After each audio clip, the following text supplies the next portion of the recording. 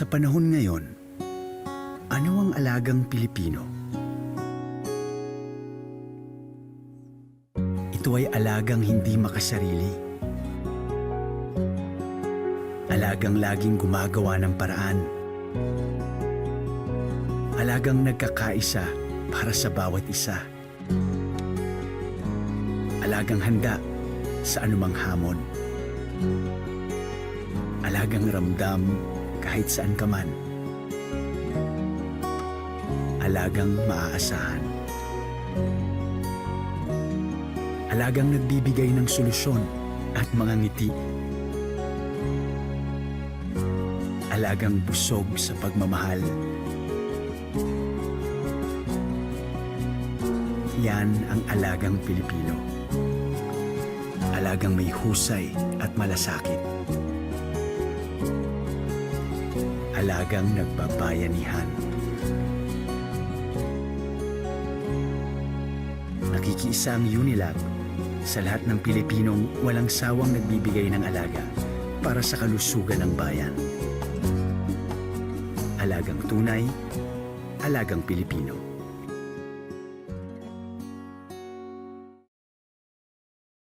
Malasakit para sa pamilya at sa isa't isa ang kailangan para COVID-19 ay maiwasan. Kung may pagpapabayang nakikita, pansinin para pagkalat ng COVID-19 ay maiwasan. Kapamilya o di kakilala, kung walang mask, walang distansya, gala ng gala, ating pagsabihan at gawin ng may ngiti. Paalalahanan ang nakalilimot. Huwag nating hayaang ang COVID-19 patuloy na umikot. Ang pagpapaalala ay pagmamalasakit. Malasakit ay kailangan para COVID-19 mapigilan. Alagang tunay, alagang Pilipino. A public service message brought to you by Unilab.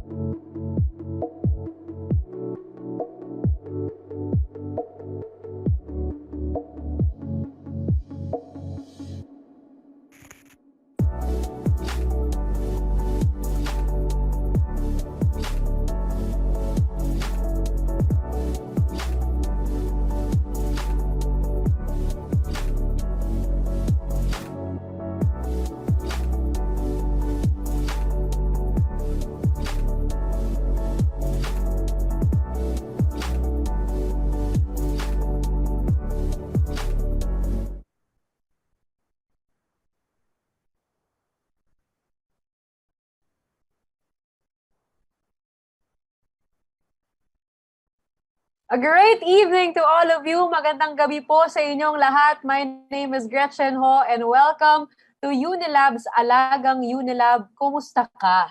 A talk on mental health and how to cope. Thank you so much for tuning in. Totoo yung tanong ko, kamusta kayo? I hope you're all doing fine. I hope you're all doing well kahit 7 months na tayong naka-quarantine. Nakalain mo yun, umabot tayo ng 7 months. But I'm glad to be able to show you a smile today as we talk about mental health tonight. Ano nga ba ito? Unilab developed this new webinar series called Alagang Unilab to help us Filipinos find ways to be healthier physically, emotionally, and mentally. Very appropriate ito sa panahon ngayon because people are still experiencing the effects of the pandemic and trying to cope with the different challenges and changes that we are facing. Just last Saturday, October 10, we observed World Mental Health Day worldwide, and with the objective of raising awareness about mental health issues and mobilizing efforts in support of mental health. O di ba talagang very, very timely yung topic at yun nga dahil tayo ay nakakulong sa ating mga bahay ngayon, kailangan natin pag-usapan ito. At alam niyo ang Unilab, nasa mission po nila na alagaan tayong mga Pilipino at masiguro na healthy tayo palagi sa pamamagitan ng kanilang mga produkto, sa mga gamot at vitamins na kasama na nating lumaki. Pero hinihigitan pa rin ang pag-alaga sa atin sa pamamagitan ng paggawa ng mga educational sessions katulad nito. At sa mga hindi pa po nakakaalam, this is my second collaboration with Unilab already. Nag-release po kami ng video. Siyempre, kung meron tayong mental health, meron tayong physical health. Yung physical health naman, I did a video with them. I posted it on YouTube. Kung kailangan ninyo ng konting tips on how to work out at home, please do tune in to my channel at Gretchen Ho Official and tell me what you think. Meron kayong mga makikita doon na exercise that can help you in your day-to-day maintenance of your physical health. Bukod syempre sa physical health at mental health, syempre, alam mo, tayong mga girls lalo na, pero hindi lang naman to sa mga girls, kailangan din natin alagaan yung natin, yung sarili natin sa bahay. So, sa akin, isa sa mga ways that I do that is I take care of my skin and katulong syempre yan ng Celetec Dermocosmetics at sa kanilang skincare line. And yung routine ko, isa yan sa mga bagay that makes me feel good at home. Dahil syempre, kahit na hindi tayo sa bahay, marami pa rin tayong work, maraming webinars, maraming appearances, maraming hosting. And syempre, even if there's no work, the very act of taking good care of yourself and how you look outside affects how you feel inside. O, diba? Ang dami ng tips. Pero ito nga po ay gusto natin pasalamatan ng Unilab ngayong gabi. And thank you so much for inviting me as well to be part of this session today because health is a really, really important thing that we need to look out for. Apart from COVID-19, mental health issues are also on the rise, and it's very also near to my heart, being a mental health advocate and being able to talk to a lot of kids nowadays and them facing a lot of issues, depression, anxiety, at ang mga mental health issues na yan, hindi lang yan limited sa mga kabataan, pati rin yung families natin, they also experience a lot of mental health issues. Kaya naman, pag-uusapan natin ngayong araw yan. At sa panahon ngayon, importante po na pangalagaan natin ang ating mga sarili ng mas maigi. At tatalakayin po natin ito ngayon with our medical expert to guide us on exactly what mental health is all about and why taking care of it matters to our overall well-being. At makakasama po natin ngayong gabi ang ating guest speaker na isang former president of the Philippine Psychiatric Association and is currently a member of the Technical Working Group for the IRR for RA 11036, in short, the Mental Health Act. He is also considered as one of the most respected practitioners in the health industry, and we are very lucky to have him on board for the very first Alagang Unilab session. Kanina nagka-session na kami. Binigyan na ako ng konting advice. Let's all welcome Dr. Edgardo Juan L. Tolentino. Hello po, magandang gabi, Doc. Hi Gretchen, maraming salamat sa iyong introduction. Magandang gabi po sa inyong lahat na nakikinig ngayon tungkol sa mental health, at gusto ko lang silang i-greet ulit na Happy Mental Health Month for October. At maraming salamat din sa Unilab for having a webinar particularly on mental health kasi talagang nasabi mo nga Gretchen, talagang matindi ang pangangailangan natin tungkol sa pag-aalaga ng ating mental health. Napapanahon na, Doc, na pag-usapan ito. Truly. Oo. Kailangan na natin pag-usapan yan at we're very privileged to be speaking with you today on what might be one of the most relevant topics now. And I think it's something that all of us need to learn about. I mean, it's not just for doctors, it's not just for those who know people who have issues, but tayo mismo sa sarili natin, kailangan natin ma-apply dahil mental health is applicable to each and every one of us. Kaya naman, Doc, go ahead. Sige, maraming salamat at ito na po, pag-usapan po natin ang mental health. So, magkamustahan muna po tayo. And ito po yung aking outline. Unang-una, gusto ko po kayong batiin na Happy Mental Health Month nitong 2020. Itong buong October ay dedicated sa Mental Health Month. Sa ating usapan today, ito po yung aking magiging outline. So mag-uumpisa po tayo sa defining terms from health all the way sa illness, and gusto nating intindihin what gives from normal to distress to impairment. Tapos mahalaga hong pag-usapan rin natin kung ano-ano ang mga nagiging reactions nating lahat dito sa nangyayaring pandemya, dun sa quarantine at dun sa new normal. At syempre, mahalagang pag-usapan din po natin ano naman ang magagawa natin unang-una para sa ating sariling mental health, so self-care, tapos paano ho natin tutulungan ang mga minamahal po natin. So umpisahan na po natin, ano raw ba ang health?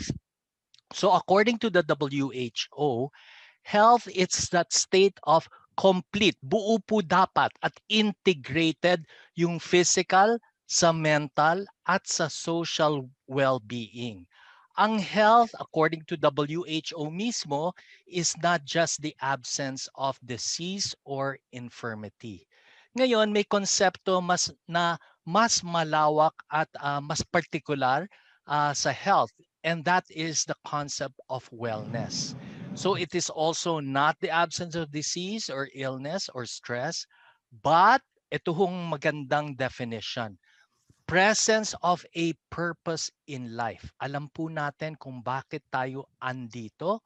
There's active. So mahalaga po yung each and every word. Active involvement. Tapos sa satisfying work at saka play. Gusto ko rin po itong description na to. Joyful ang ating mga relation. Ito ay nasa isang healthy body at living environment, causing, of course, happiness. And from there, now we could understand ano naman ang mental health. So ang mental health is a positive sense of well-being. Kilala po natin ang sarili natin at ang well-being includes physical, emotional, social well-being, kasama na rin po ang intellectual well-being. So sama-sama po yon at lahat ay positive. Kasama po rin sa mental health yung having enough individual resources, including self-esteem, yung ating pagtingin sa ating sarili, tanggap po natin ang ating strengths at weaknesses, nandyan yung constant optimism, lalong-lalo na po sa mga pinagdadaanan natin ngayon. Mahalaga po talaga ang optimism para tayo'y maging resilient. Nandyan po yung sense of mastery and coherence. Naiintindihan natin at nabubuo natin ang pagkatao natin. Ito po ay hindi automatic. Usually, proseso po ito para natin maabot yung tinatawag na mastery and coherence. At sometimes, sinasabi nila, more or less, nag-uumpisa mabuo ito from our 20s at Pag 30s na tayo, medyo buo na po yung ating mastery of ourselves and yung coherence natin. We know how to manage problems. Mas naintindihan na po natin yung ating mga pinagdadaanan.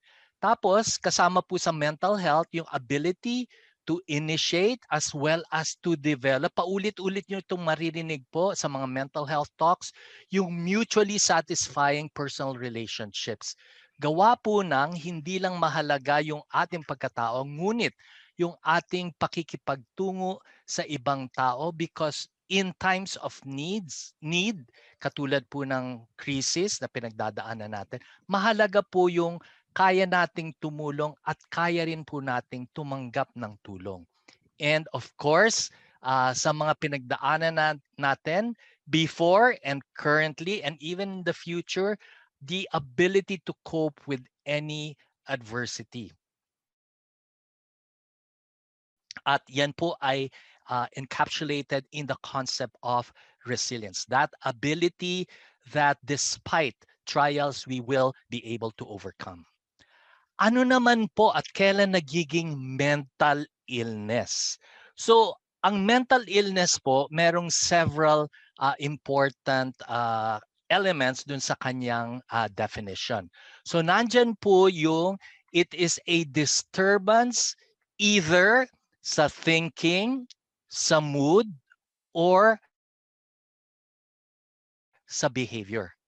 Mahalaga po na there is that distress, hindi po tama ang ang damdamin natin tungkol sa mga thinking, mood, and behavior. At ito po ang isang pinakamahalaga rin.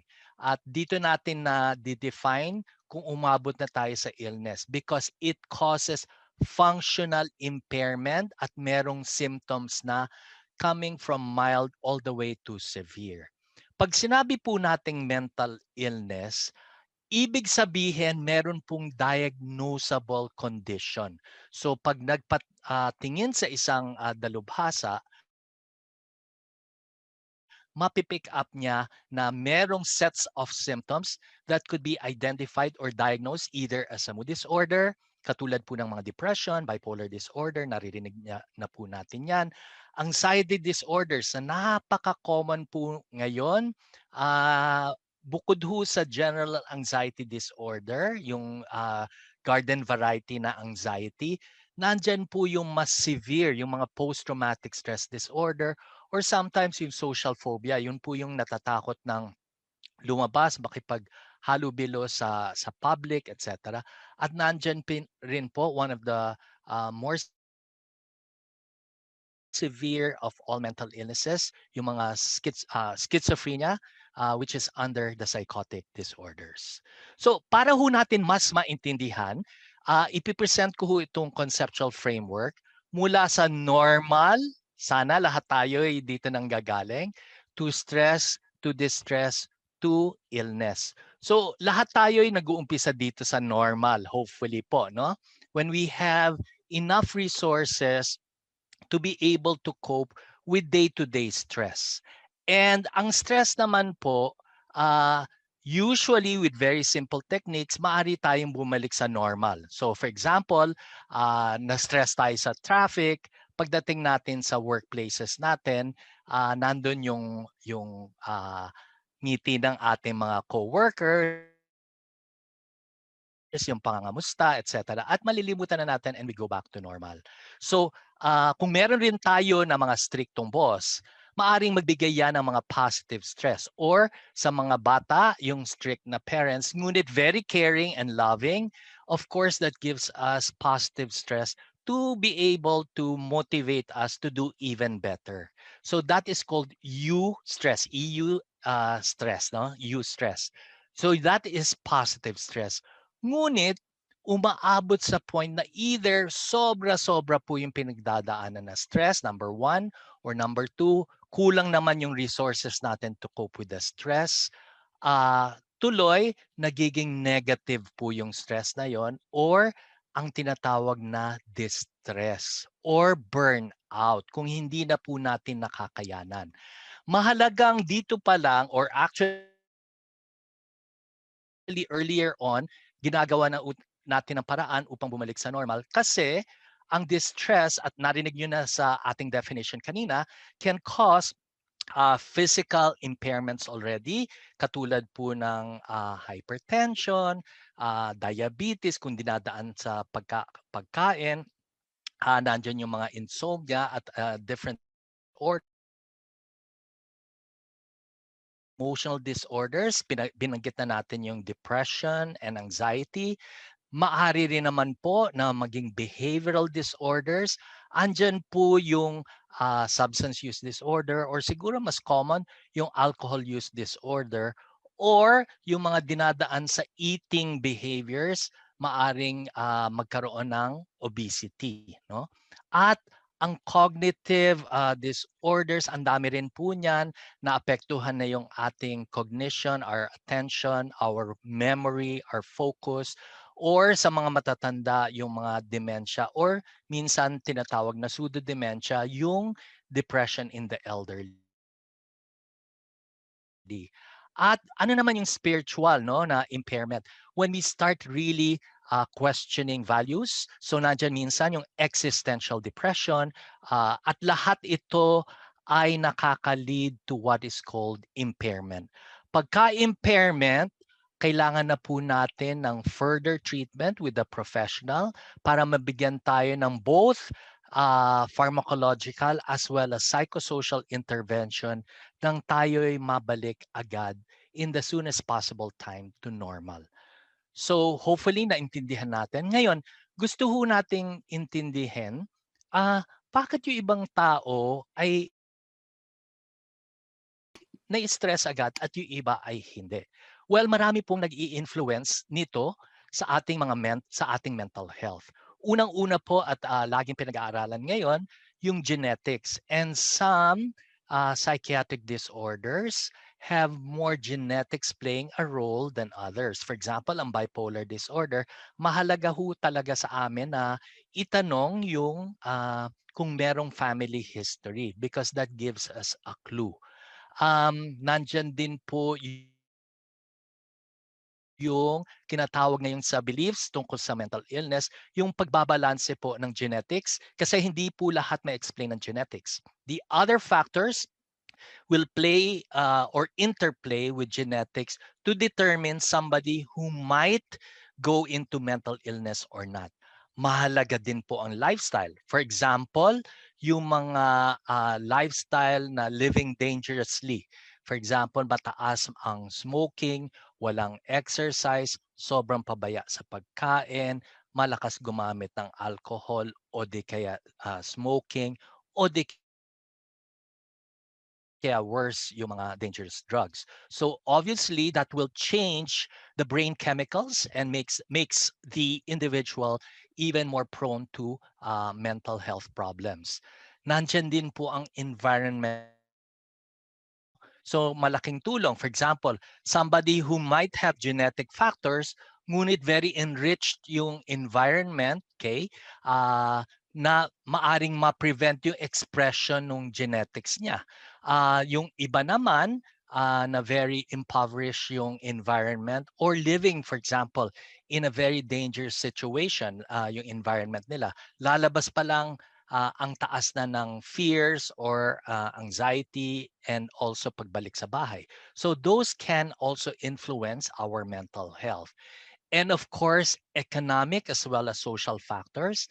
Nalalaman na po naman natin na lalong-lalo na dito sa nangyayari sa atin sa pandemya, maraming nawawalan ng trabaho, etc. And that is a cause for a lot of anxieties or depression happening sa ating mga kababayan. And social factors, it can of course predict yung mga support system natin. So napakahalaga din na mataas ang ating social connections and access to services, including, for example, mental health care, yung connection hopefully with professionals, or even crisis lines, so that as soon as possible we could intervene and prevent any further effects on our mental health. So, punta naman po tayo sa mga numbers. Ano ho ba nangyayari sa ngayon?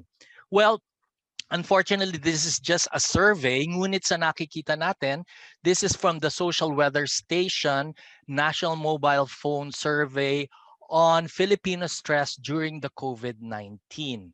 Ginawa po ito in May as well as a repeat in July, May and July. So tinanong ang mga respondents, how much stress are you experiencing sa ganitong mga panahon? Tignan niyo po, ang those experiencing great stress and much stress, actually if we're just looking at both, no, makikita natin na at least around 86% kung July ang pag-uusapan. So that's really the majority of Filipinos experiencing either much or great stress. The minority, okay, it's only 14% in July, are experiencing little or no stress. So nakikita po natin sa karamihan ng mga kapwa nating Pilipino, sila'y nakakaranas ng much or great stress. Now, I'm lucky and we're able to access ito pong one of the latest studies sa COVID. So it's the psychological impact of COVID-19 pandemic in the Philippines. Lumabas po ito noong August 24, 2020. Ngunit itong pag-aaral na to ay nangyari during the early part of the pandemic. So somewhere around March or April. So tinignan po nila yung depression, anxiety, and stress sa ating mga Pilipino at ginamit po nila yung DAS-21 scale, depression and anxiety severity scale, so 21 questions. Ano ho ang lumabas? Okay? Although 71% sa depression scale were normal, 28.8% reported from mild all the way to extremely severe depressive symptoms. Okay? Sa anxiety naman, 61.6% reported normal scores. Tumaas po ang merong condition, in this case anxiety, 38.4% reported mild to extreme, extremely severe anxiety symptoms. At sa stress, 60% na lang ang normal at halos 40% had mild to extremely severe stress. So at this point, siguro naintindihan na po natin yung difference ng normal sa stress, sa distress, and then sa mga illnesses. No? Okay, so dun ho sa same na study na po ito, and we have actually one of our psychiatrists who joined in this study, si Dr. Joseph Anlacan. Tinignan rin po nila yung predictors ng sino magkakaroon ng more psychological problems during this pandemic. Those with higher levels of stress, anxiety, and depression. At nakita po nila amongst Filipinos, it's usually females, younger age, of single status, or amongst them, the students with specific symptoms of either depression, anxiety, or stress, who were recently imposed quarantine or had prolonged home stay. So karamihan po sa atin yan. Who in the first place reported poorer health status, and this especially sa mga older age Filipinos, and with unnecessary worry, concerns for family members, and mataas din po ito sa ating mga frontliners, as well as discrimination. So tumataas din po ang discrimination, lalo na sa mga nagkakasakit, dun sa sometimes yung nearby town, mas maraming case dun sa isang town, tumataas po rin ang discrimination. So dito ho sa bumalik po tayo sa ating mga sarili. Kamusta na po kayo? Ano po ang nagiging reaksyon nyo dito sa pandemya? Okay? Hindi lang sa pandemic, ngunit dun sa nangyayaring prolonged quarantine sa atin at of course yung mga bumabalik na sa work, yung new normal. Well, pwede po nating i-divide i-categorize yung ating mga reaction into physical, emotional, behavioral, cognitive, at mga spiritual reactions. Ito po mga example ng physical reactions. Very common po yung insomnia. Either difficulty starting sleep or yung maintaining sleep, yung tulog, gising, or yung waking up too early at hindi na makabalik sa pagtulog, or sa mga kabataan sleeping in lalo na nung bago mag-start yung school, no? Kasama po sa physical reaction yung change in eating patterns, or tumataas yung mga muscle aches, yung mga tension at yung mga pains na kung saan-saan umiikot sa katawan. Emotional reactions, common po ito. Nandyan po ang fear, yung worry, lalo na sa ano ba mangyayari pa sa atin.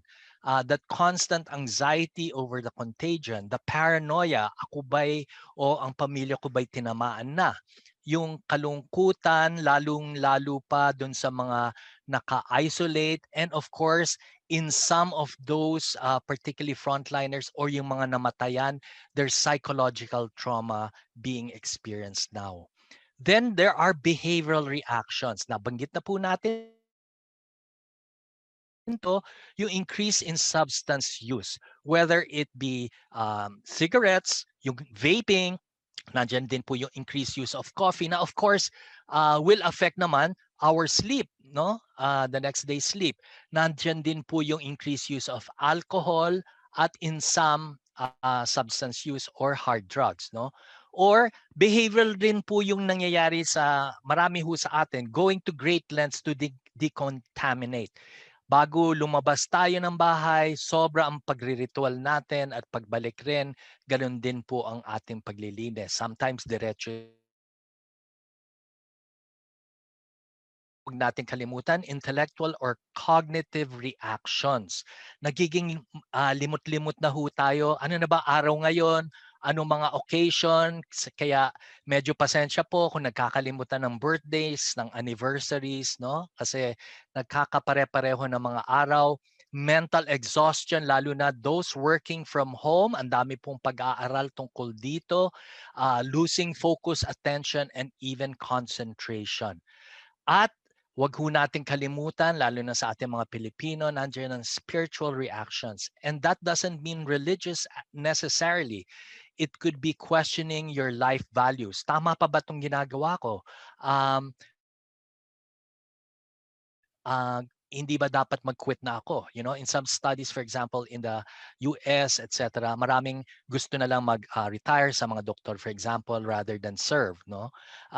Or some of the spiritual reactions sa common sa atin ngayon, nagiging yung mga negatron, okay?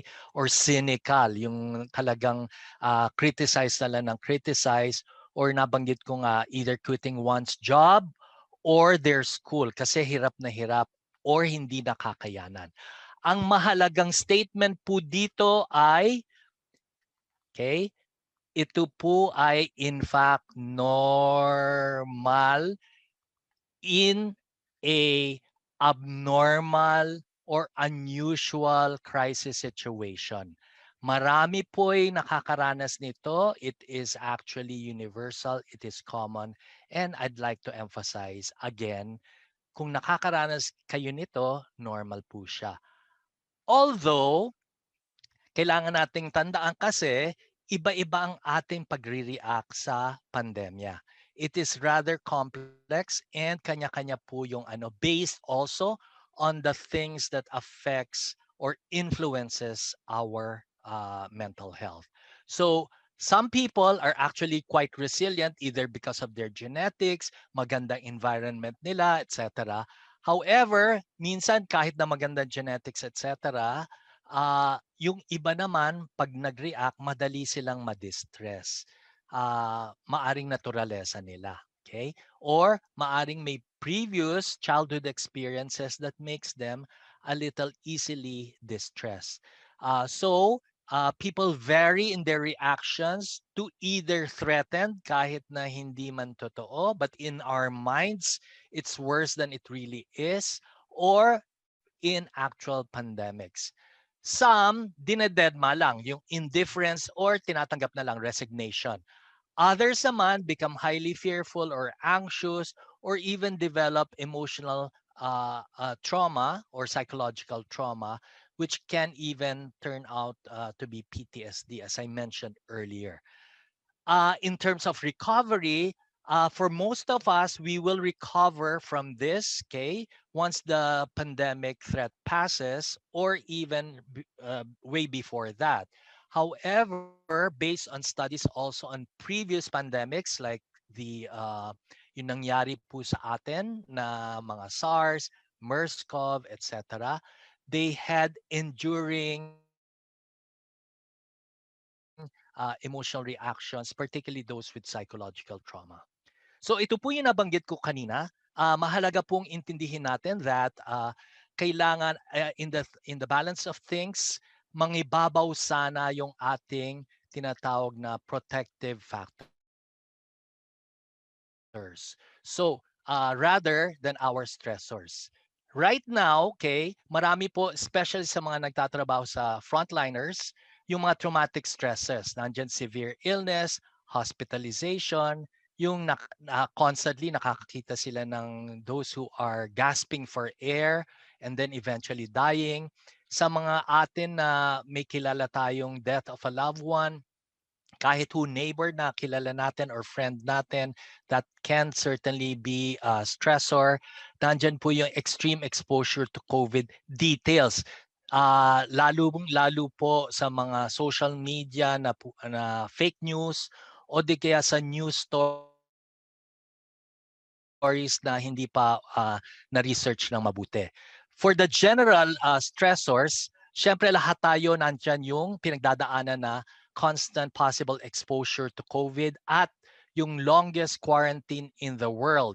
That has caused social isolation. Marami pong pag-aaral that social isolation has negative physical consequences similar to smoking 3/4 of a cigarette almost every day. Ganun po yung kalala yung nagiging effect nung isolation and physical distancing.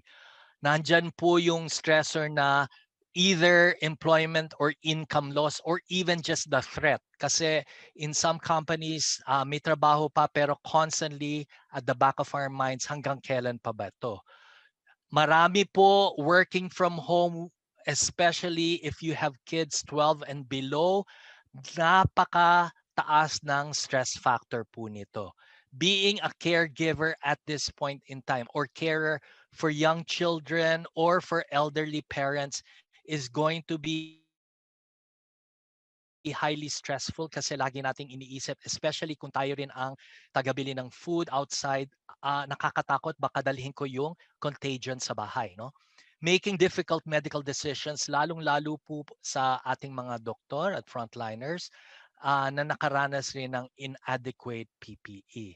Sana lang, okay, kahit na marami tayong pinagdadaan ng stressors, marami po tayong naipon na protective factors. At ano po ito? Ayan na naman, yung social support, nandyan po yung financial stability at meron tayong trabaho, okay? Healthcare resources, either internal resource, ibig sabihin healthy tayo, we're taking our vitamins, we're exercising, we're eating properly, we're sleeping properly, or external healthcare resources. May insurance tayo, may PhilHealth just in case tayo magkasakit. Dun sa mga nagtatrabaho, panatag ang loob natin na safe ang ating workplaces, gawa ng naniniwala tayo that our company cares for us and has done a lot of precautions para hindi pumasok ang contagion or ma-prevent sa ating workplaces. Yung workplace natin or communities have wellness programs in case makaranas tayo ng either physical or mental health issues. Alam nating malalapitan natin sila. Dun sa mga constantly may expose, lalo na sa frontliners, alam nila na husto ang kanilang protective equipment. At nandyan yung promoting diversity either in your community, your workplaces, or in your schools particularly for those experiencing mental health problems. That's the only way. Kung tanggap nila, alam nila na tanggap sa workplace or schools or community, then lalabas sila to seek help. Okay? And of course, timely yung ating mga COVID testing, which we know increases our confidence na kung anong ating current status. So again, I'll repeat, hopefully, mapalago natin protective factors at dahan-dahan kung marami tayong pinagdadaanan na stressors, perhaps it might be important to lessen those stressors before taking on any new stressors. So having said that, ito po ang mahalagang message din. Sinabi natin kanina, normal yung mga symptoms na binanggit ko. Ngunit kailangan din natin malaman kailan na ba kailangan mag-seek ng help. So, nandyan po yung sleep or appetite changes, ngunit it's going more extreme. Okay? Nandyan yung mood changes, okay? So depression all the way to the point of possible suicidality, which now becomes an emergency.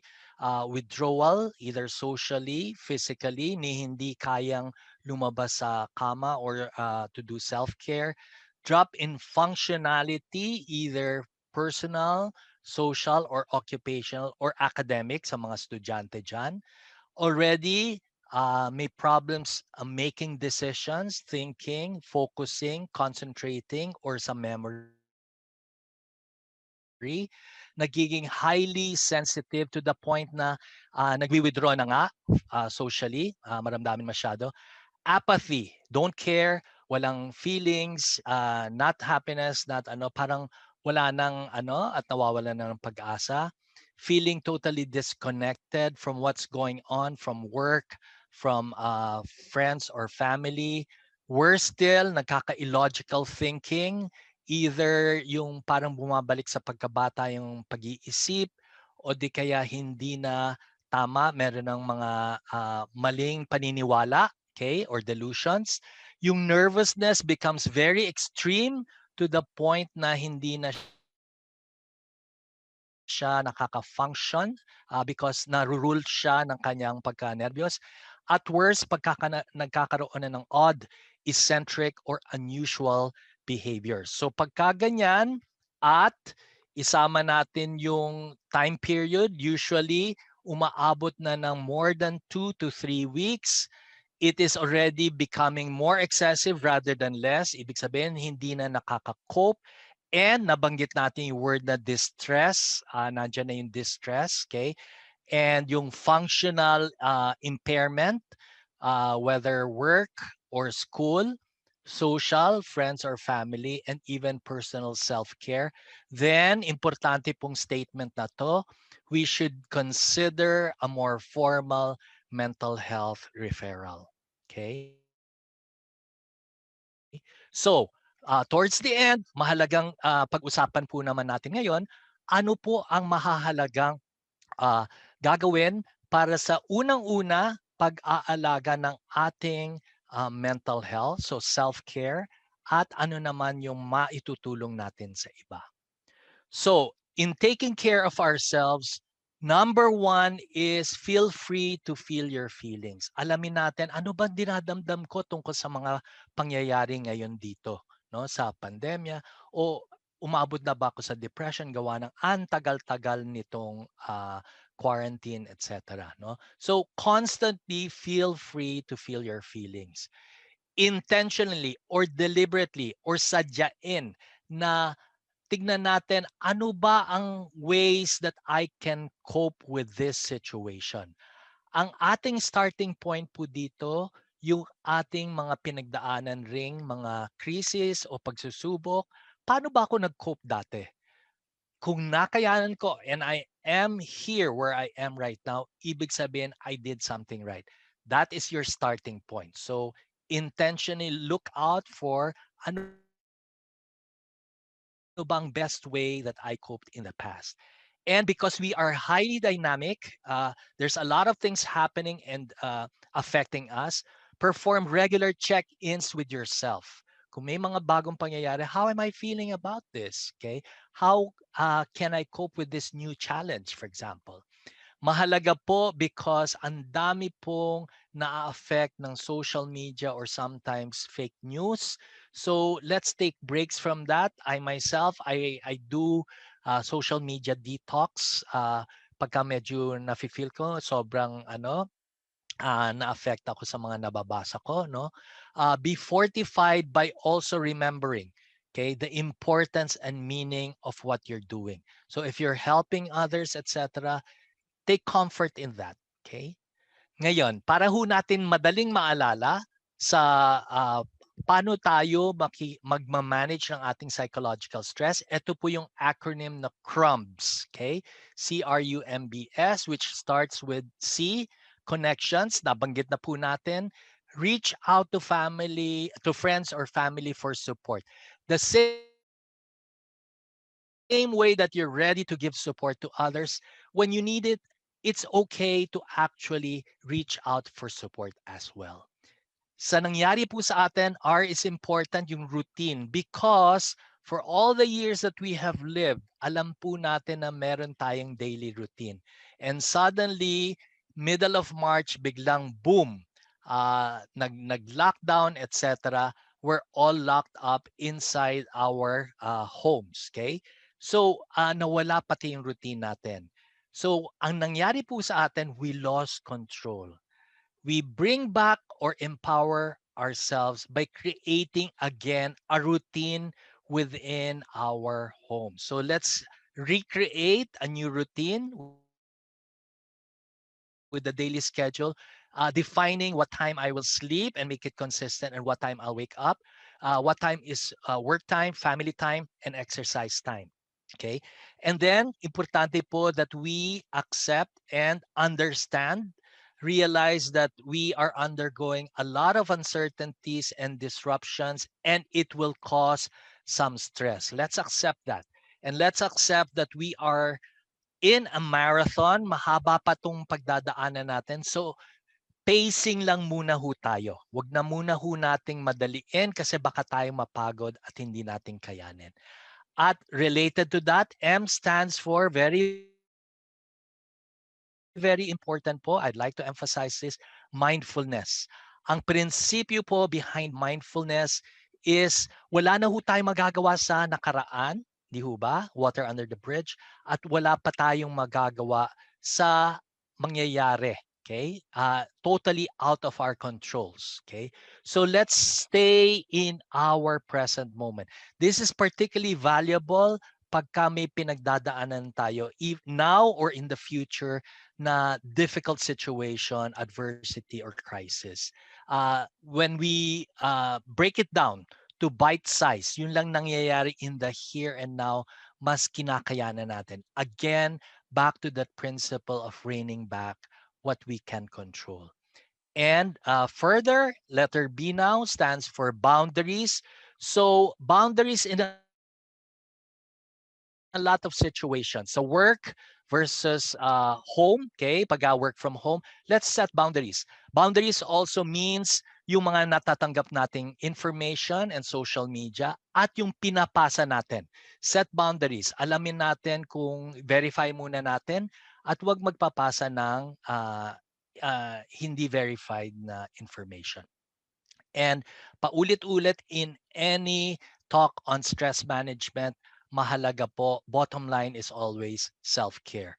So conscious, deliberate effort to take care of your sleep, your exercise, and your eating. So kailangan planado po na gagawin po natin itong mga self-care activities. Now, how do we help somebody who is asking for help? Malaking tulong po. These are some 8 tips, okay? Unang-una, malaking tulong that we set time aside para yung time na yon, alam natin na wala makakagulo sa atin or wala makakagulo dun sa kausap natin. Even though if this is virtual or more especially if it's virtual.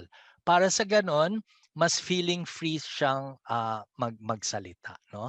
let them share either as much or kung hindi pa sila ready, okay lang din as little as they want.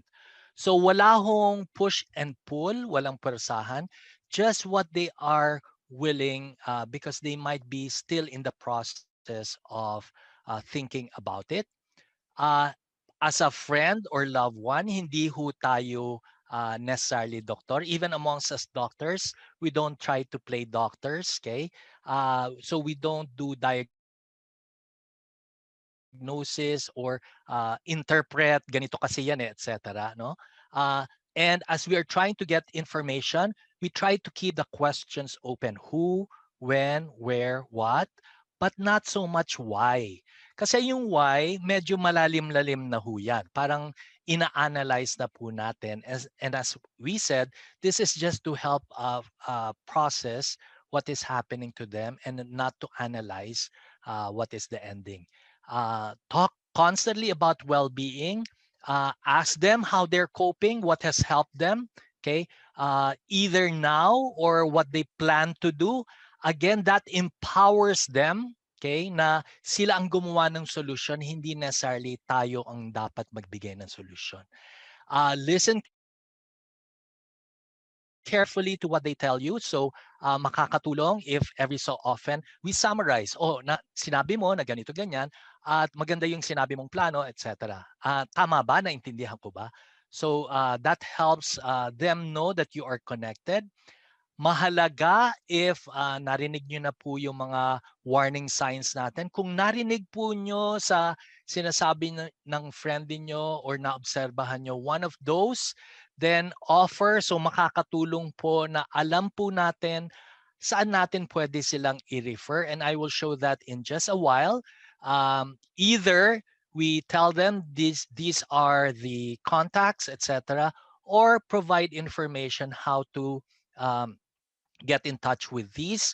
If this is in the workplace situation, perhaps tell them, ito yung head nitong ganyang department, etc., yung employee assistance program, kung tawagin sila sa workplaces. Even volunteer, if possible, to contact and set an appointment for them. Okay? And constantly, we have to know our limits. Kung medyo hindi natin kaya, okay lang po tanggapin yon, and that's the time we refer them to somebody else, yung possibly a professional. So ito po yung nabanggit ko. Marami po sa totoo lang online. Ito po yung mga crisis hotlines na available sa ating bansa, pero they are constantly updated. Okay? At yung iba naman na hindi crisis pa naman, kunyari just need somebody to talk to, mas marami pa hong listahan yan, and they are available online. And I encourage that because they constantly update, as I mentioned. So in conclusion, hopefully ito po yung mga messages kung pinarating. Mental health includes our emotional, psychological, and social well-being. So buo po yan and integrated. It affects how we think, feel, and act. And it also determines how we handle stress and relate to other people, as well as make choices. Mental health is important at every stage of life, from childhood to adolescence, through adulthood, and even beyond. But even more so, during times like what we are experiencing, any adverse life events.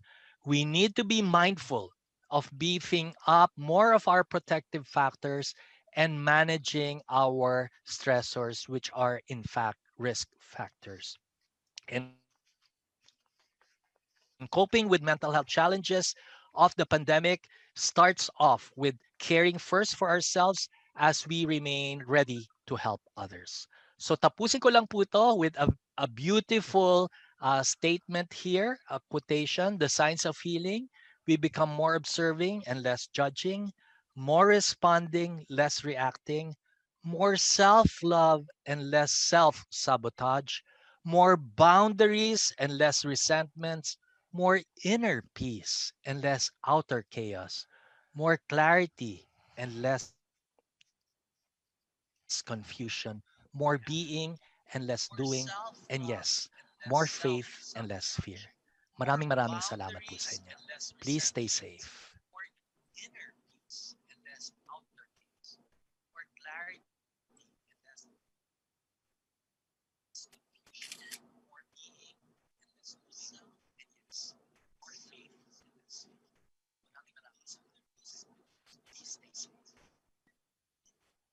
Maraming salamat, Doc. Grabe, ang dami kong natutunan doon. Ang dami pala niyang layers, ano?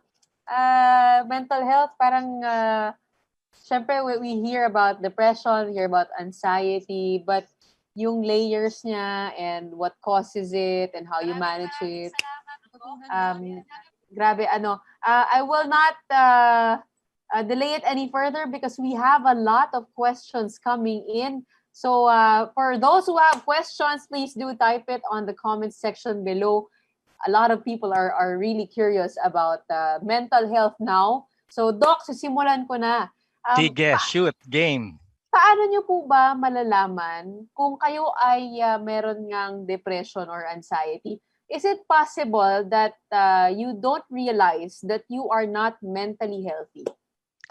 That's really possible. One of the things na tinitignan namin is yung tinatawag na insight. Ang insight is nalalaman ko na merong mali sa akin at nalalaman ko rin na kailangan ko ng tulong. And unfortunately, not everybody, and that's the reason why if you notice dun sa self-help natin, one of the things that I emphasize is really first and foremost, yun yung unang statement, feel free to feel yourself. Alamin natin ang dinadamdam natin. So we are in touch with our feelings. Marami ring mga conditions within our field na ang tagal-tagal na buong buhay nila, hindi pa rin nila alam na may condition sila. For example, yung mga may personality disorders, tinatawag natin na yung kanilang mga nararamdaman ay yung sakit nila ay ego-syntonic. Ang ibig sabihin, ako ang tama, walang diferensya sa akin. Sila ang mali, kaya silang may ano. Usually, yung mga people with personality disorders, mas mahirap gamutin kasi nga wala silang knowledge na there's something wrong or nakakaapekto sila ng ibang tao. But kung, Nandyan yung Doc, mga social. Go on. Kung wala siyang insight, as an observer, pwede mo ba siyang tulungan? Or is it gonna be, are they gonna be defensive? They might be defensive. However, for example, there are other conditions na yung mga alcoholics, yung mga drug abusers, yung mga addict sa gambling, addict rin sa internet, etc. When we start giving feedback, or when they experience yung tinatawag na they reach yung pinaka-bottom, rock bottom, that's when nawawala yung denial. Parang, ano na nangyari? Wala na akong trabaho, wala na akong pera, wala na akong family even, etc. Sometimes it is a crisis situation that gets them out of that denial, yung and suddenly parang I need to do something. And we see this, 'di ba? Yung mga kwento na mga nagka-crisis sa buhay. And from that time on, nagkakaroon sila ng tinatawag na second journey. And sometimes the second journey is better than the first part of their lives when they really become a much better individual. When they are forced to confront themselves. Yes.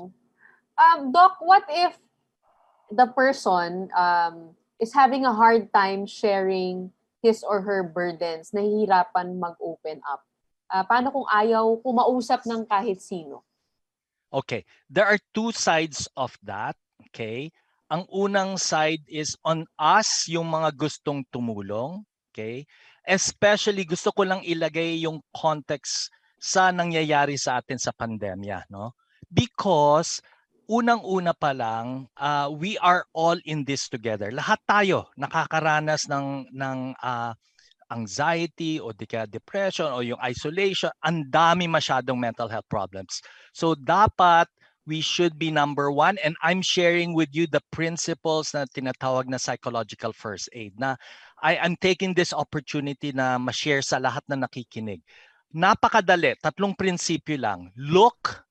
By looking, alam natin sino sa mga friends ko, sino sa co-workers ko, sino sa mga kamag-anak ko ang pinaka-vulnerable malamang. Okay? So obviously yung older adults, yung mga matatanda, no? Nandiyan din yung mga kids. Nandiyan yung alam natin, dati nagka-depression yan o dati alam ko may matatakutin talaga. So be on the lookout for these people, or those in isolation na co-worker natin. Second, approach and say and this is a time for kindness. Is there any way I could help you? Sa older adults, kung kapitbahay ko yan, it could really be as simple as, can I get the medications for you?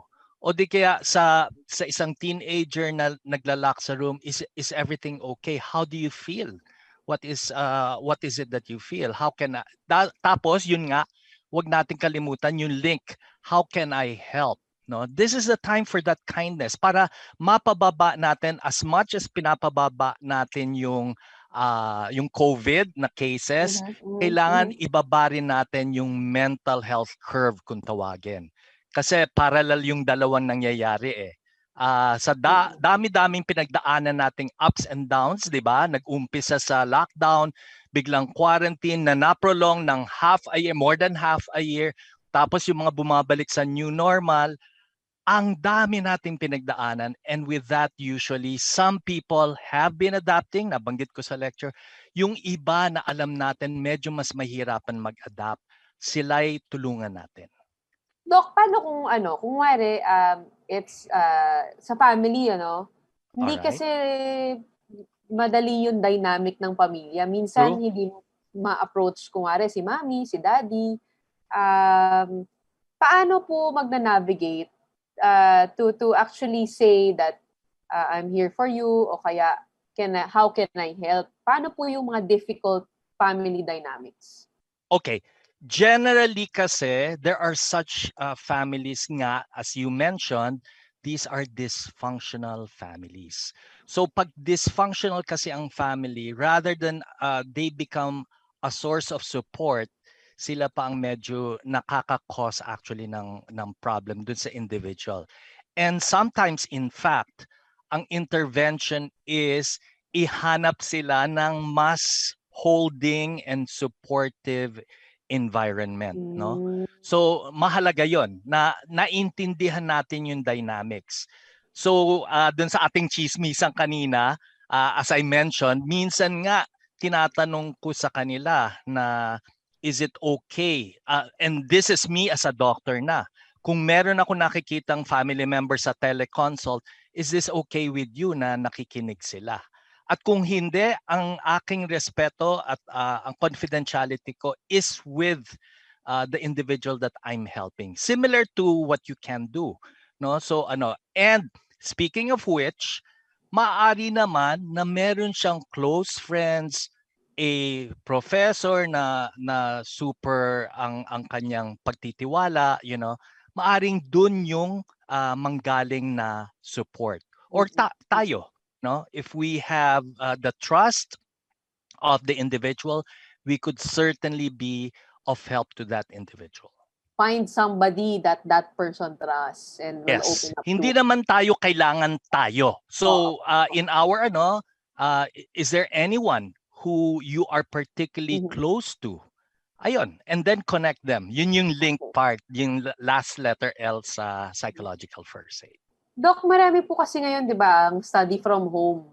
And marami rin pong struggles dun sa online distance learning. Is it different when it comes to children and teenagers and helping them cope with mental health challenges? It is a little more difficult. Tandaan po natin, based on the rules, hindi sila pinayagang lumabas all these times. The same as our elderly Seniors, parents, yes. or yung mga seniors. So you could just imagine, kung tayo, we could even go out to do our groceries, etc. They have not seen anything, okay? So really, the burden is on the parents. Having said that, you could already imagine yung additional na stress on the parent, especially if that parent is working from home. Mhm. So kailangan niyang alagaan. So talagang if you could visualize this, everyone is stressed out, tensionado in their own ways, no? Mhm. So talagang mahalaga that during this time we put boundaries, okay? Sa ating mga adults, let's say, lagyan natin boundaries for work life, for home life, that includes yung social life, and also for our personal time. Now, for the children, as we care for the children, iba-iba rin, stratify rin natin. For young, number one, it helps to devote time for each ano. Kasi lalo na kung magkakaiba yung age nila, iba-ibang interest. Hindi mo naman pwedeng isama-sama yung activities nila. So for very young kids, for example, yung mga toddlers, Mhm. pwedeng singing o di kaya making funny faces. For yung mga preschool or starting school, pwede mga drawings, writing, etc. or helping them with their homework. For teenagers, nako, ito yung mga ano, sila yung atat na ano. Then you could do, talks on K-drama, celebrities, Mhm. sino Mhm. latest, ano, for you to be able to know them. How do you feel about what's happening right now? And if possible, of course, connect them to their friends, no? And let's give them a little slack at this time. Lahat tayo na nahihirapan, let's help them also. Kumbaga sasabayan mo sa trip nila, no, to gain trust Yes, also and get also. them to open up. Oo. At saka hindi Kasi tayo nagsasabi, ito may enjoy mo. Hindi. Anong may enjoy mo? Gawin nating eto, together. Doc, ang question ko, what if, for example, alam po natin, stressor ang social media. Pag nag-work po ba na ililimit mo yung hours niya? For example, itong oras ka lang pwede mag-internet. Dito, hindi na pwede. Actually, it's not just the social media part itself. It is the use Mhm. of the gadget. Why? Because if they're using the gadget the whole day, that will impinge on their sleep at night. Bakit? It's the blue light that is emitted by the gadget, and that stimulates yung melatonin natin sa utak natin regarding day and night, no? So nako-confuse na. So if they are extended or the whole day they've been doing it, mind you, pati ang nighttime nila. Now, on the social media part, you are right because hindi naman mafi-filter alin dyan talaga ang factual news at anong fake news. And then there's a lot of bullying happening, for example, amongst the youth, lalo na using social media. Tapos napakaraming lumalabas ngayon na hindi rin na-filter. So, Mhm. very important talaga, yes, na i-limit natin. Again, another boundary na pinag-uusapan Which natin. the parents can help set boundaries upon the child. Oo, para may time rin talaga to interact, as mom and dad and Ito po, tanong mula sa ating audience, I was diagnosed with depression and was prescribed escitalopram. Citalopram. Will it have any effect on my productivity at work? And how long is the effect of escitalopram or other antidepressants? Very good question, especially at a time like this. Number one, kailangan ko rin explain ulit. Symptom po ng depression could be categorized into three. There are emotional symptoms, nandiyan yung kalungkutan o hindi, kung ano-anong emotional symptoms. Nandiyan ang physical symptoms, hindi makatulog, hindi makakain, etc. No? At nandiyan din yung cognitive symptoms. Hindi maka-focus, walang attention, hindi makaisip, hindi makagawa ng decisions, and sometimes nagiging limot-limot. By that alone, sinasabi na kung yung mga symptoms ng depression, siya ang nagko-cause actually ng functional impairment, not just at work, but also you could imagine personal and even social. Having said that, ang treatment, because ang aming pag-iintindi ngayon sa depression is that the cause is biological, psychological, and social. So psychosocial. Sa biological, nandun yung gamot. Okay.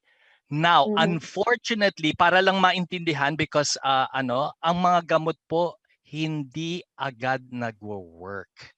So this is where the confusion comes in. Sa pag-umpisa po ng pag-take ng antidepressants, including escitalopram, kahit na ang galing-galing niya, you start off a little better but not sustained. Nagfa-fluctuate, fluctuate, fluctuate. Somewhere around the second week, dun pa lang medyo nagsa-stabilize at doon mas consistent yung effect. But ko in-explain itong 2 weeks na to.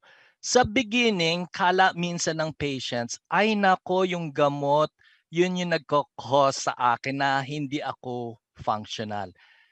Ito ang confusion. It's the illness, it's not the medication. Kasi hindi pa nagwo-work. Okay. Siya nagwo-work, you know. And another thing that I'd like to emphasize, the antidepressants as a class is not addictive. Yung iba natatakot at nahihiya pag baka isipin raw na ibang tao, addict sila or hindi po nakaka-addict. Wala hong ganon. So, studies actually show yung opposite na pag-iisip, that in fact, taking antidepressants will help in terms of productivity at work. It will not happen immediately, but if you actually continue to the point that you reach what we call remission, ang remission po yung halos wala ng symptoms, and functional remission means bumalik na sa dating function. That's where you see not only functional improvements, but nalilesen yung mga ibang parameters, including less ang absences, less ang late, they're able to concentrate more, at less yung mga nagki-quit sa job because mas nakaka-decide na sila at nakaka-focus na. Doc, dahil po nandito na tayo sa biological side of it, Sure. Puntahan naman natin yung genetics.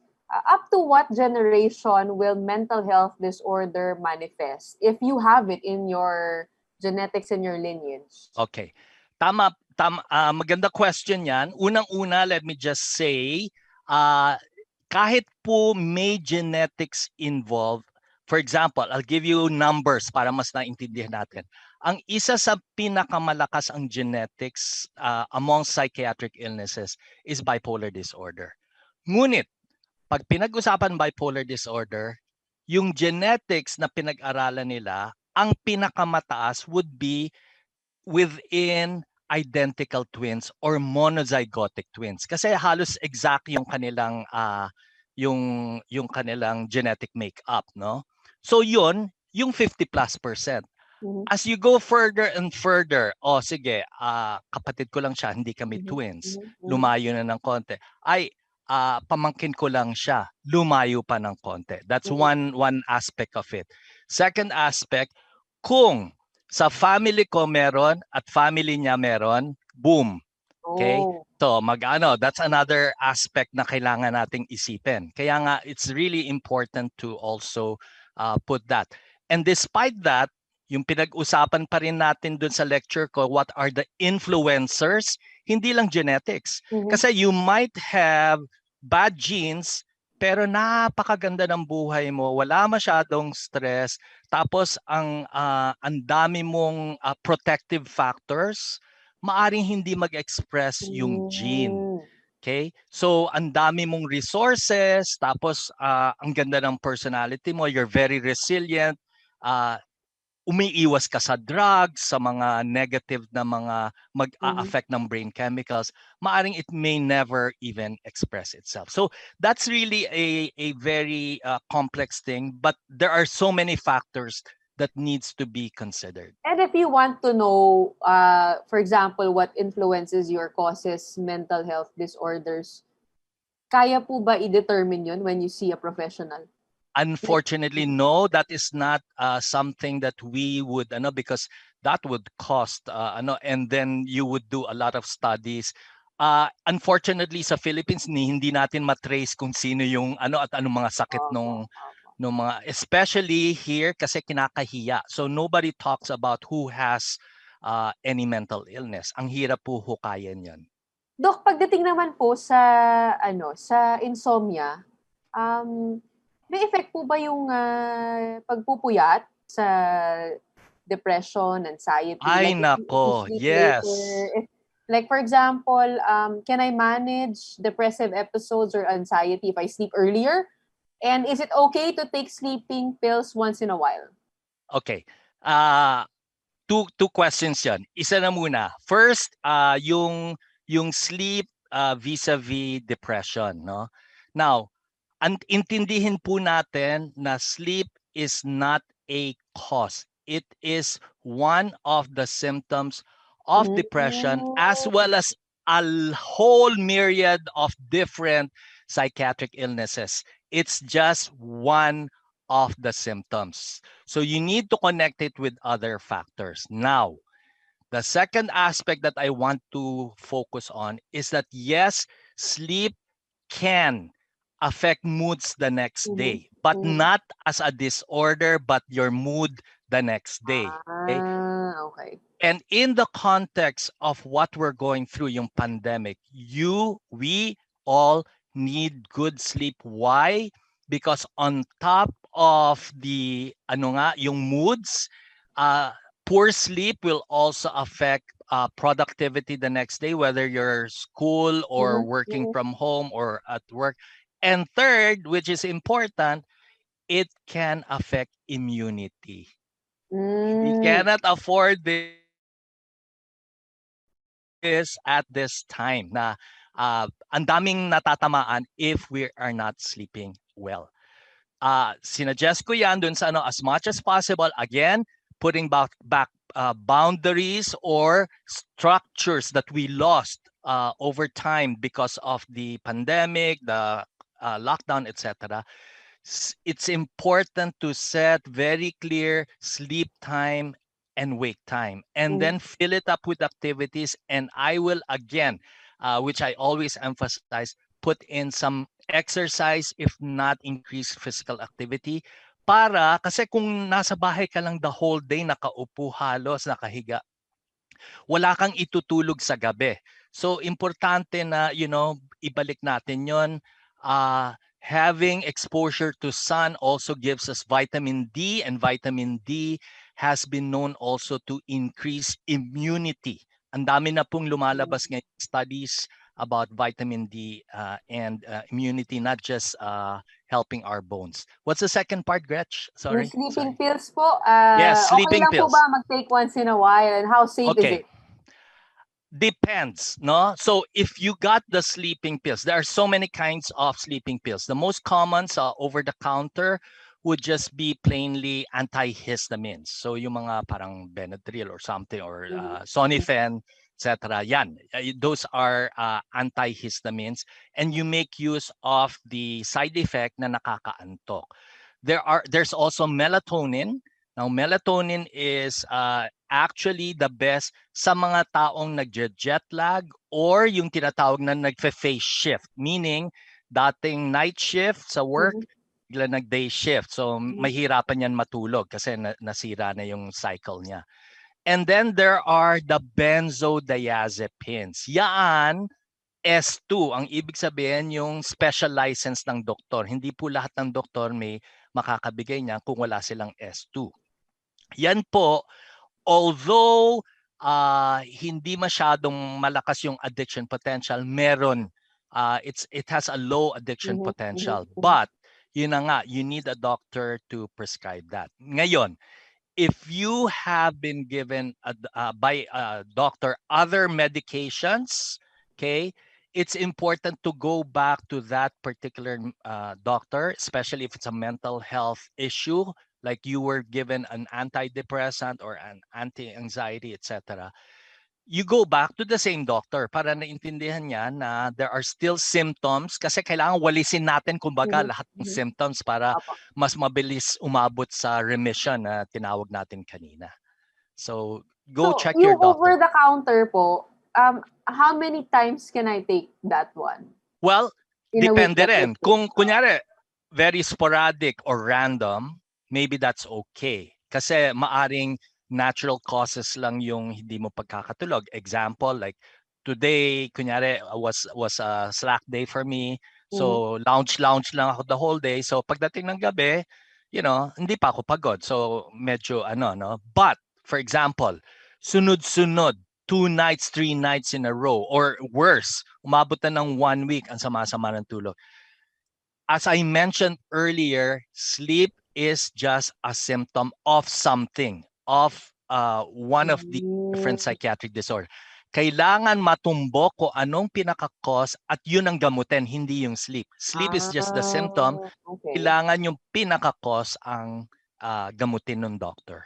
So kung sunod-sunod na, consult your doctor. And wag po siguro masyadong dependent sa sleeping pills. That's right. Yes. Ito maganda pong tanong mula sa audience muli. Can this pandemic affect our mental health in a positive way naman? Thank you. Gusto ko yung question na yan. Love ko yan. Kasi sa totoo lang, even sa psychiatry before, for the longest time, lahat ng pinag-aaralan, risk factors, bakit nagkakasakit, blah, blah, blah. Lately, nakita nila the other side. Ano naman ang protective factors? Bakit yung iba, kahit na, napaka-impoverished, hindi maganda yung background, bakit nagsasucceed? So they started looking at those, the protective factors, the resiliency, etc. And in fact, dito sa pandemya, may ibang nagkakaroon ng worse na reaction, including trauma. Yung iba talagang sobrang takot and they go into trauma. And there is a word na fits this, no? There's such a thing called traumatic growth. Na hindi porke na trauma ka, hanggang dun ka na lang and you'll be it will affect you for life. No. Yung iba become even better. Okay? So mahalaga yung growth, mahalaga yung resilience. So how do we attack this? Kung titignan ho natin yung mga lahat ng pinagdaanan ng mundo, okay? After something like this, we learn. And that's the growth part. Example, some of our neighbors na ang galing ng response nila, for example, Taiwan, Singapore. Why have they responded so well? Because natuto sila sa SARS. Natuto rin sila sa... I attended for the Philippines one of those meetings sa Taiwan. Oh my gosh, I was so impressed how much money they put on research, blah blah blah, etc. And when this happened, parang wow, they were ready immediately. Close yung borders. Alam na nila, they distributed masks. Nagsabi na sila. Now it's almost normal in those countries. Kumbaga, so they learned. You learn.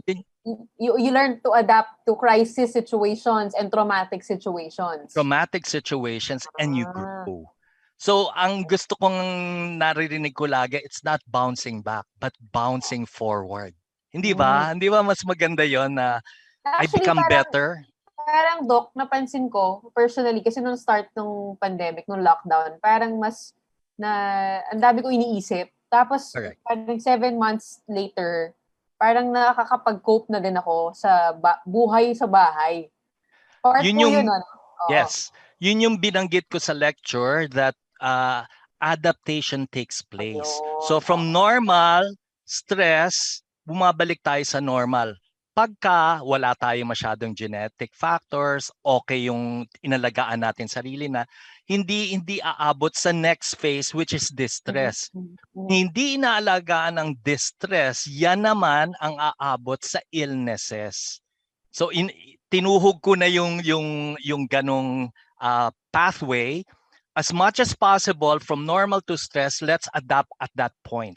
To bring us back to normal. Kasi kung hindi, hinayaan natin or naghintay pa tayo ng parami yung stressors, boom, bababa tayo sa distress and then it could go into different physical, emotional, behavioral, even cognitive illnesses. Actually, meron nga po akong mga kaibigan that they thrive in this environment. Oh yes, ayaw ng social contact. They like being at home, being alone. Na introvert. This is the introverts unite. Kumbaga. Doc, how do you differentiate anxiety from depression? And how do you know, like, Is it just worry or anxiety na? No. First and foremost, depression and anxiety are normal human emotions, correct? Okay, Sino ba okay. hindi nadidepress? Sino ba hindi na anxious? Nagkakaiba pag dinagdag mo yung disorder. So in our Okay. parlance, there's major depressive disorder and there is anxiety disorders if it's the whole family of anxiety disorders. At kung gusto mo lang yung specific, yung common ngayon nararanasan, it's generalized anxiety disorder. At kung medyo mas malala, yun yung tinatawag na panic disorder. Okay? So that's one. There's another commonality, and that is the brain chemical that affects both of them. Mababa sa depression as a disorder and anxiety as a disorder, yung serotonin. That's a brain chemical that's low. And kaya common yung some of the symptoms, they actually, the serotonin affects sleep, affects appetite, affects energy, affects some of the thinking. Okay, so may commonality. And therefore, having said that, the treatment basically is the same. The antidepressants are also anti-anxiety. Unfortunately, it's a misnomer. So you will actually, kung sa mga medical students kung tinuturuan, I always ask them, give me 10 conditions na nagagamot ng antidepressants because pwedeng depression, pwedeng binge eating, pwedeng anxiety, pwedeng panic, etc., etc. Okay, so what is the difference though? Okay, in terms of symptomatology, whereas yung focus and the core symptom of depression would be the low mood, depression, the depressed mood, or yung apathy. Okay, dysphoric kung tawagin namin. Ibig sabihin parang blah. There's no joy in living in the world, etc. Whereas the core symptom of anxiety has more to do with the nervousness, the fear, the anxiety, etc. So yun yung pinaka-core nila. Okay? Very common, they really coexist, or what we call, they are comorbid in most of the times. In for example, in the general community, as many as 50% who have depression also have anxiety. So common talaga, kaya hindi nakakalito minsan, lalo na sa public, but may difference pa rin. Kung wala po kayong disorder, pwede po ba kayong mag-antidepressant? Sayang naman because wag ho natin isipin na it's all purely safe. I mean, makakaramdam kasi ng side effect. Okay. So, ayaw rin naman natin yung side effect. For example, pinaka-common sa lahat ng serotonergic agents is nausea, nakakaduwal. Although, saglit lang. It's just a first couple of days for most patients, no? So, it's actually useless. Kaya nga importante sa amin na evaluate, i-assess, evaluate, and then diagnose. If it's a disorder, we will give the medications. If it's not a disorder, we give tips. Remember again yung normal to stress, to distress. Pwede na dyan yung mag-breathing exercise ka, mag-read ka ng mag-divert ka ng attention, mag-self-talk, etc. So hindi kailangan na, and even for mild, say anxiety or mild depression, sometimes we do not use pharmacological agents. We could actually suggest the non-pharmacological or the psychosocial interventions. So ito po yung sinasabi nyo kanina na yung coping mechanisms nyo when it comes to stresses, you need to go to that. Like for example, working out or watching videos. Correct. Talking to your friends, your family, or, Go to that. Yes. But since we're talking about medication already, is mental disorder a lifetime process? Is the medication on mental disorder lifetime? Okay. Very good question again. Sometimes yun yung first question sa amin ng mga pasyente. am I taking this for life?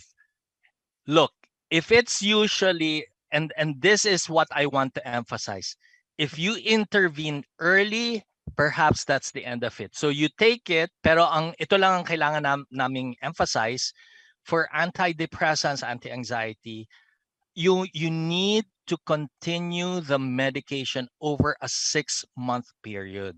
Okay. The reason being that those who stop medications, 50% will have a relapse within that 6-month period. Okay. And then the second part of why we suggest that is that if you have too many episodes, then that becomes the predictor of a longer course of your illness. Okay. Pero kung masog po natin early on, then we have better prognosis. Mas maganda ang ano.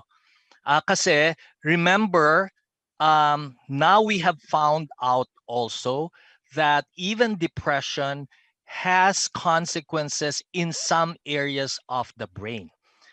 Particularly the hypothalamus. And the hypothalamus is important for learning yung mga ano. So, yun na-affect. And in fact, one of the theories of depression is that na-affect yung mga protective factors sa neurons. So, kumbaga na yung interconnections napuputol.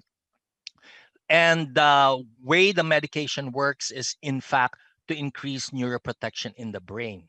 So malaking tulong po that if you are prescribed by your doctor with an antidepressant, one is to stay adherent to the medication, go for follow-up para kung meron mang muntik-muntikan na prevent agad, okay?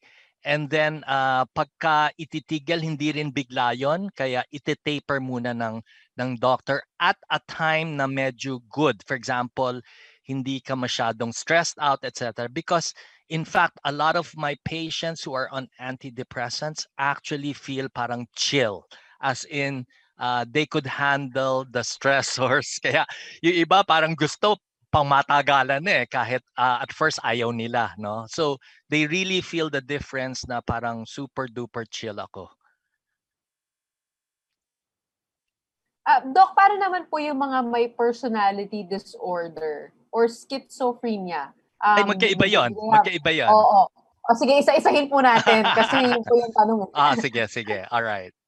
May medication din po ba? Yes. Ang schizophrenia, yes. And again, the earlier the intervention, the better. And because in schizophrenia, which is one of the probably most difficult or most serious of the mental illnesses, hindi pa nag-a-appear yung symptoms. In the brain, there are already changes bago pa man magka-first episode.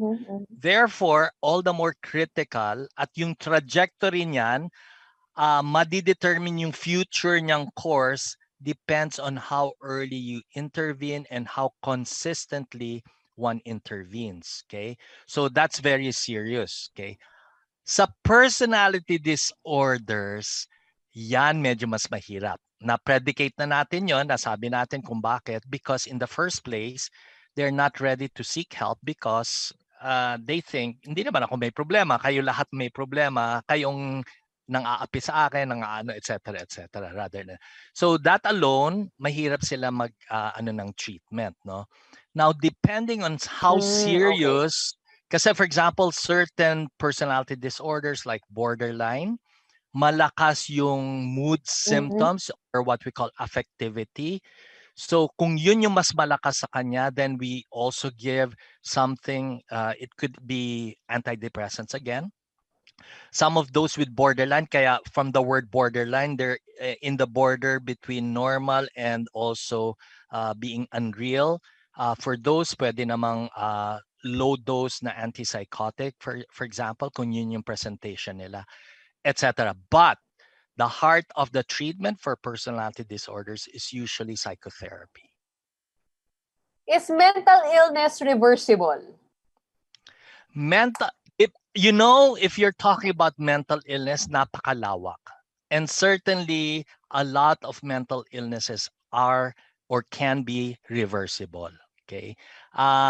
The more serious mental illnesses, medyo debatable. Pero hindi natin pwedeng sabihin 100% ay hindi babalik sa normal. We are now talking even about recovery in schizophrenia. Depression, definitely. A certain percentage of patients who experience depression may never have it again in their lives. Anxiety also, possibly. Although a lot of the other, a lot of other psychiatric disorders run a chronic and possibly relapsing course. Okay, so Kayo yeah, po, go sa ahead. ano po yung track record po ninyo na parang sa mga nakakausap nyo, marami pong gumagaling? Ay, mahirap yan. That's revealing. It really Na-curious depends. lang ako. No. To be candid about it, Gretchen, it really depends what they came in for. So yung Okay. mga serious, yun nga, yung sinabi ko kung kasi sometimes they come to me pang ilan na akong doktor. Medyo of course yung parang ayoko namang sabihin ako na yung hope. Or sometimes I'm the lucky one kasi nga marami ng doktor, medyo gets ko na kung ano yung pinaka-issue niya. Kasi you see, the problem with some psychiatric disorders is that they may present cross-sectionally, for example, bipolar. Very complex yan. One day, pupunta sa isang doktor, ay, depressed po ako. Tapos lumipat, hindi niya nagustuhan kung whatever sinabi o yung binigay na gamot. Pumunta sa ibang doktor, I'm feeling okay, normal naman ako. Okay? So, iba na yon. Iba yung nakita nung isang doktor, depressed is normal. Oo. Bigla na lang pumunta sa, after so many years or months, naging manic na siya or hypomanic, nag-present na naman sa ibang doktor.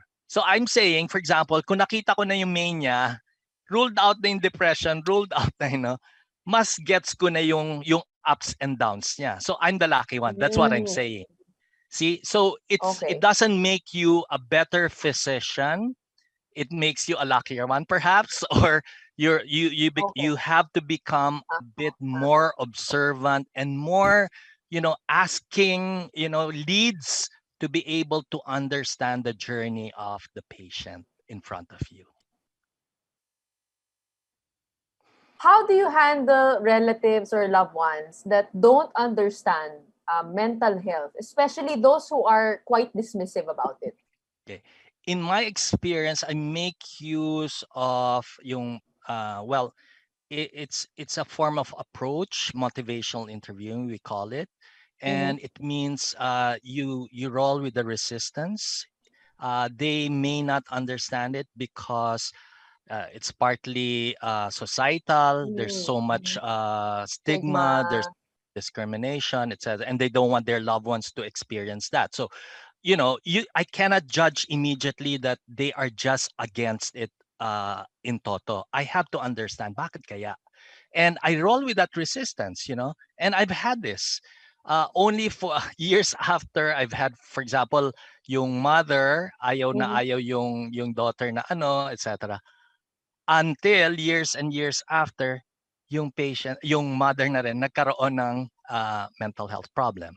And by then, because we journeyed together, nagets niya, and siya mismo ang nag-seek ng help. So, which means, umabot na siya from denial, or what we call pre-contemplation. Nowhere in their world will they believe that anyone has mental illness, to contemplation by giving them information, read up on this, or kwento from the anak, etc., to preparation, or maybe nagiging na sila, na i-internalize na nila until acceptance, which is the part where they have in fact internalized what mental illness is all about. And I think that's why we need to have more talks like this, to open up the Hope it topic. helps. Diba? Yes, I To hope make it. people understand what mental health is all And about. lessen the stigma that it's Yes, agree. okay not to feel okay. And if not feeling okay, it's okay to seek help. There's nothing wrong about it. And by the way, if I may make patalastas, under the Mental Health Act po, na approved na 2018 pa, na signed into law, all workplaces, all schools, and all communities should have policies and programs for mental health. The other part is that it is a rights-based law that protects the rights of people. Ang tawag sa law are service users. And that means hindi lang those with mental illness, tayo are service users, because if you have any mental health problem in the workplace, hindi ka naman mentally ill necessarily, But if you make use of any kind of mental health service, then we are all mental health service users. So it's really for everybody. No discrimination for those who have mental health We- issues, definitely. You We are need to bring more light. Doc, what are the worst things that you can say to somebody who is experiencing a mental health disorder? marami yan. Marami. Para naman bago tayo yung dito, mga, diba? We yes, don't aggravate the situation. correct. It's all in your mind. Yan, very common. Nasa isip mo lang yan. Wala namang mental illness. Baka it's your personality. Tamad ka lang. Somebody who's experiencing depression and can't get out of bed, the moment you said tamad, hindi ko gets, hindi niya ako naintindihan, and it just puts the person as if they are inventing what they feel. So we need to be a little more sensitive. It is indeed a mental illness. Umabot na nga ho sa point na there are brain chemicals identified. So it's like most other medical illnesses, and there are medications. So why suffer, and why suffer in silence if it could be treated just like a lot of the other medical illnesses?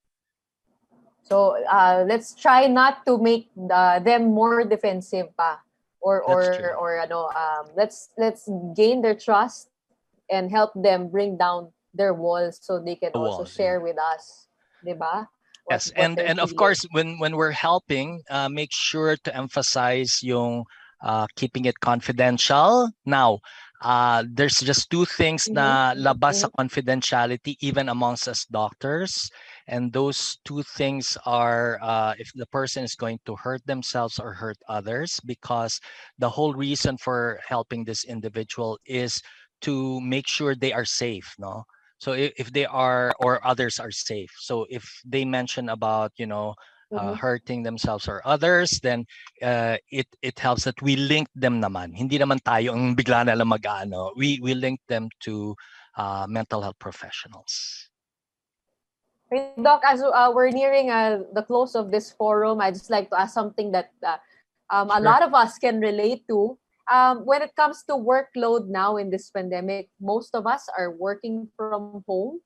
What are some ways or strategies that we can use to cope to heavy workloads and stress during this time?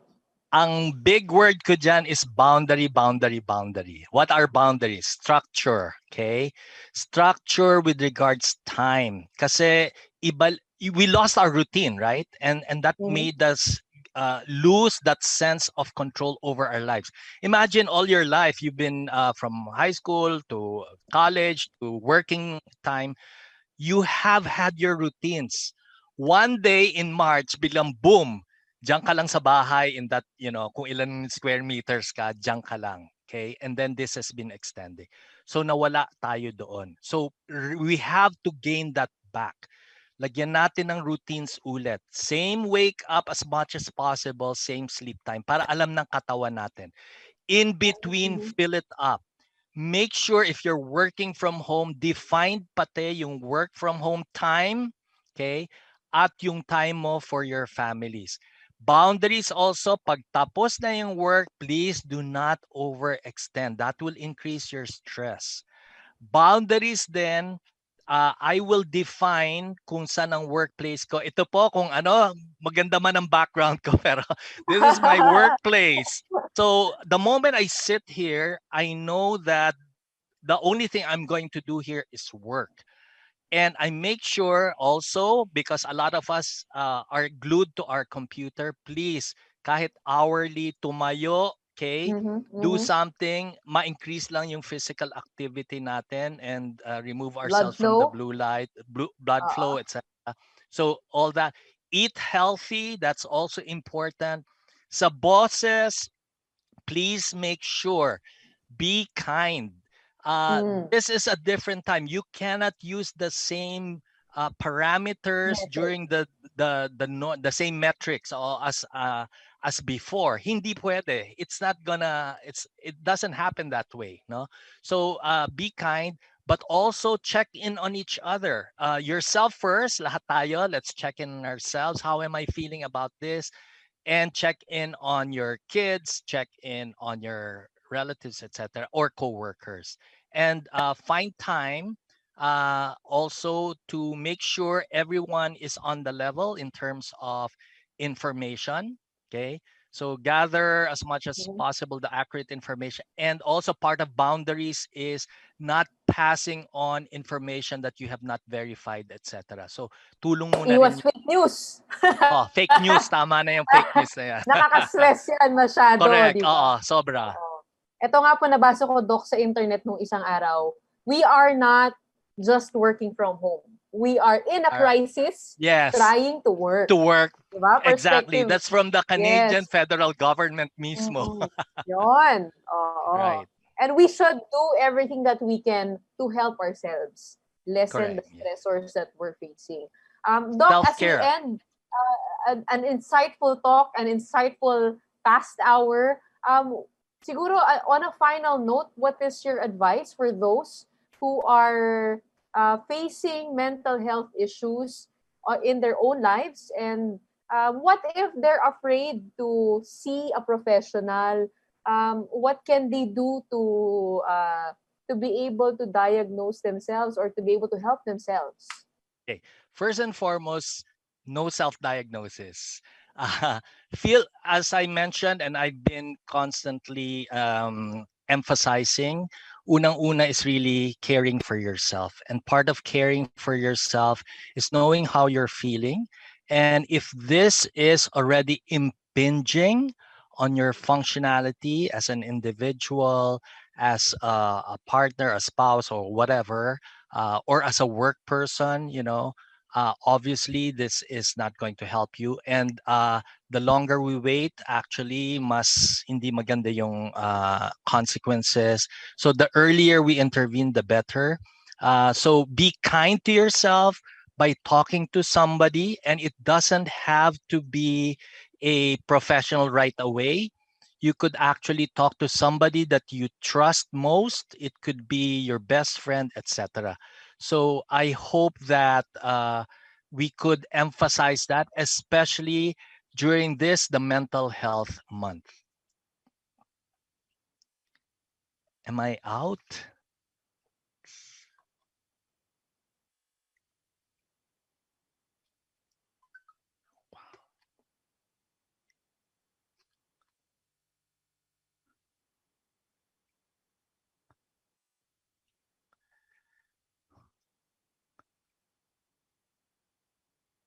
Okay. Sorry. I thought I ano. So yun, I hope that during this mental health month, we emphasize more to really care for ourselves and care for each other. And I'm not only emphasizing mental health, but physically, emotionally, mentally, and even spiritually. So very holistically, we need to care for ourselves and for each other. Salamat po.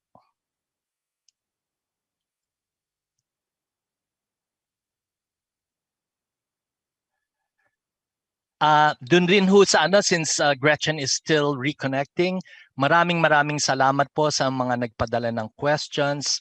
I know we are all experiencing some kind of, stress, strain, etc. during this difficult time. Ang dami na ho natin talagang pinagdaanan. So hopefully that as we move on, we could actually be a little kinder. Let's start looking out for each other. Okay, listening actively to those who might be having problems or na-anticipate natin, ito siguro nahihirapan. Just offer that this will be confidential and also offer help. So kung kailangan man ng tulong, ano bang matutulong ko sa iyo? Like the old Filipino way, no? Ganun naman ho tayo. Huwag nating kalimutan yon. And if they really need help, then connect them with the help needed. And I flash that, yung mga crisis lines natin. So sabi ko nga, it's constantly updated. So tignan nyo lang online kung ano mga available na resources out there. So salamat po. Maraming salamat, Dr. Edgardo Tolentino. Ang dami ko natutunan. Sobrang dami. I'm glad. Thank you. And also in helping other people who are facing mental health issues and applying that to my own life. I think we really need to understand more and to be there for each other, lalong-lalo na in a time of crisis. Thank you so much for sharing with us your tips. At sa mga nakapanood, maraming salamat sa inyong mga insightful questions. Very interesting questions indeed. At sigurado ko marami pa tayong matututunan tungkol sa mental health. And tandaan, kung may nararamdaman, kumonsulta po tayo sa ating mga doktor at health experts para matulungan po nila tayong gumaling. Tune in for more Alagang Unilab webinars in the future. And if you also want to learn about Unilab and their products, you can visit www.unilab.com.ph. And lastly, please do follow me on my social media accounts. I'm a mental health advocate myself. That's at Gretchen Ho on Facebook, Instagram, and Twitter. And please do watch my latest video about working out and physical health on my YouTube channel at Gretchen Ho Official. And we will bring you more of these so you can take really good care of yourself right from home. A gentle reminder from me and Unilab, stay home and stay healthy. Maraming salamat po and have a good night.